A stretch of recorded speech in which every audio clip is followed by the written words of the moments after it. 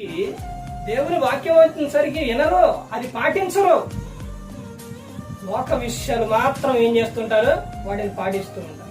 నువ్వు పనికి మాలిన మాటలన్నీ, పనికి మాలిన మీటింగులన్నీ ఇవన్నీ పెట్టుకొని ఉంటే నీ పిల్లలు ఎలా ప్రయోజకులవుతారు?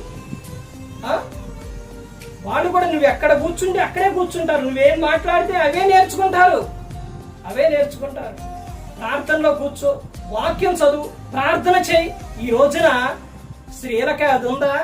పురుషునికి ఉందా? స్త్రీకే లేనప్పుడు ఇంకా పురుషుడు ఏం చేస్తారు? వారు తాగొచ్చి తన్నులు దరువేస్తారు. వీళ్ళేమో బయట ఇష్టానుసారంగా జీవిస్తూ ఉంటారు. దీనికి కారణం ఎవరు?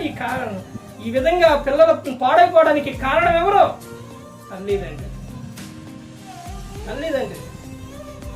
వాళ్లే సరైన రీతిలో ఉంటే, మంచి ప్రవర్తన కలిగి ఉంటే, దేవునిలో ఉంటే ఆ పిల్లలు ఎంత బాగుంటారండి.